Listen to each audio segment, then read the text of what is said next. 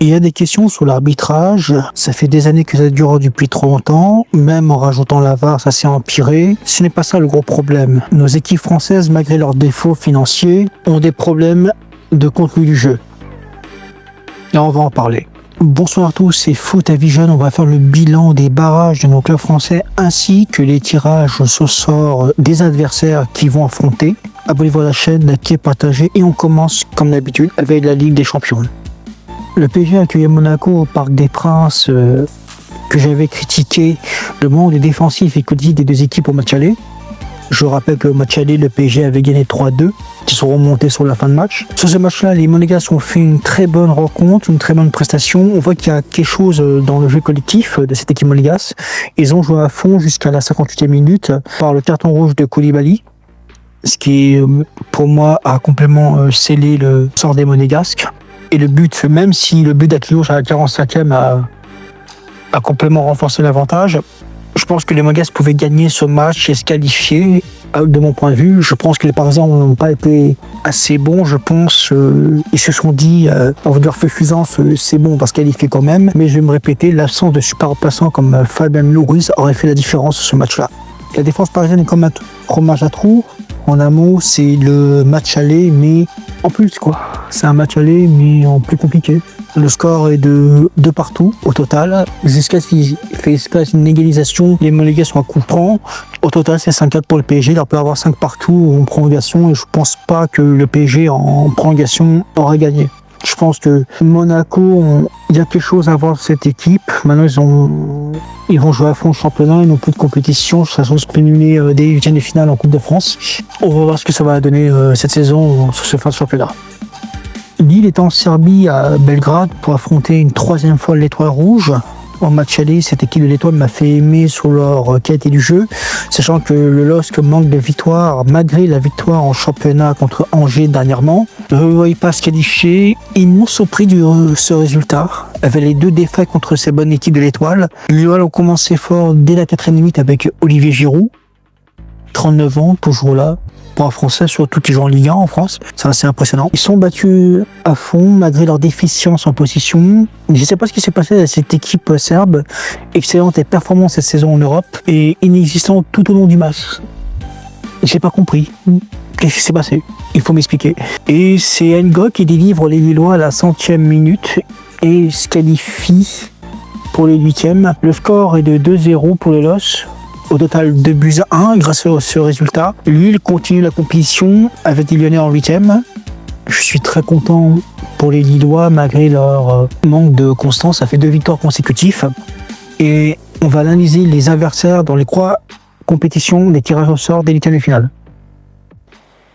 On commence par les tirages au sort qui a été annoncé vendredi. L'adversaire du PSG, comme pour l'année dernière, c'est un club anglais. Sachant que les clubs anglais, cette saison, ont 6 clubs. On peut se demander si c'est une Ligue des Champions ou une Ligue anglaise. Mais ça, c'est un autre débat. C'est Chelsea qui est sous les ordres de Roseyer, ancien entraîneur de Strasbourg, qui vont affronter le PSG. Ils étaient en finale Chelsea contre Paris en Coupe du Monde des clubs. Cette saison, Chelsea est en bonne voie, 5e de Première Ligue, 8e de finale de FA Cup et demi-finaliste de League Cup, sachant qu'ils ont perdu contre Arsenal. Un test important pour les Parisiens sur la saison européenne. À ce que j'ai entendu sur les effectifs parisiens, Fabien Ruiz ne sera pas là sur ce match. D'après, sa blessure ne s'améliore pas. Est-ce que je suis confiant? Non. Je regarderai ce match pour voir si tout est possible. Oui. Pour moi, ça va être très serré, ça va être... Disons, c'est ce match-là qui va décider l'avenir de la saison européenne du Paris Saint-Germain. Autre club anglais en Europa League cette fois, c'est Aston Villa qui affrontera Lille. Les 2 clubs français s'évitent en 8e, ça évitera de faire un duel franco-français. Un parfois de revanche face à l'un des favoris de ce tournoi. Ils sont affrontés par le passé en Conference League en 2024. Très bon match lillois qu'ils auraient dû perfectionner, voire même gagner ce match-là. Mais bon, Aston Villa est 3e de Première Ligue devant United et Chelsea. Ils sont nés de toute compétition nationale. Comme pour Paris, Villa est favori. Est-ce que Lille fera des séries de victoires consécutives pour la confiance? Peut-être avec leurs 2 victoires consécutives. On verra ce que ça va donner en championnat.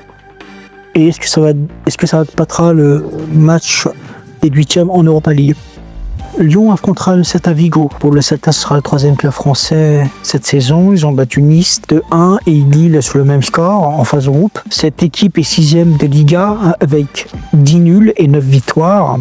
Il faut rappeler qu'au début de saison, le Celta était dans les derniers au classement. Elle est sur une série négative de 1 victoire sur les 5 derniers matchs. Pour les Lyonnais, ça va être compliqué. Ils n'ont que des gros en ce moment. Ce soir, ils vont jouer contre l'Olympique de Marseille pour l'Olympico. Ils vont jouer en Coupe de France contre Lens pour les 8e. Mais aussi, après, ils vont se taper le Celta. Après leur série de 13 victoires consécutives et leur défaite contre Strasbourg, c'est là que tout va se jouer cette saison pour les Lyonnais. Ils seront favoris sur cette rencontre sur le papier, mais attention, c'est ce qu'on avait dit pour les Lillois, ils sont fait taper. C'est du 60-40 de mon point de vue. À méditer. Conférence League, on part de Strasbourg, une équipe très plaisante à regarder sur leur contenu du jeu. Ils sont en route pour une participation européenne. Ils ont fait nul contre Lens récemment. Ils sont 7e avec 5 points d'écart sur des clubs sur les places européennes, laquelle je n'en sais rien. 8e de finaliste en Coupe de France. La même chose pour les Lyonnais, le plus dur arrive. Ils ne sont pas habitués à jouer que les 3 jours. Très bon parcours dans cette conférence, invaincus, finissant premier en phase de groupe. Leur adversaire en 8e, c'est le Rijeka, club croate. Très peu d'infos. La place première fait 4 points du championnat et ils étaient barragistes en éliminant Omonia Nicosia. Sur le match-là, Strasbourg est favori sur cette rencontre, mais sachant que cette équipe de Strasbourg n'est pas habituée à jouer 3 jours, est-ce que le rythme physique continuera? J'avais des doutes sur le nouvel entraîneur O'Neill. Je ferai un bilan sur la fin de saison. Pour le moment, je fais du bon travail.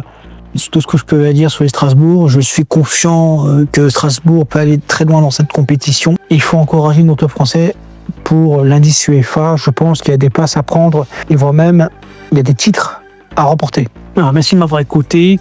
Abonnez-vous à la chaîne, likez, partagez, commentez et dis-moi ce que vous avez aimé la performance de vos clubs. C'était Foot Vision, on se voit à la prochaine. Merci, au revoir.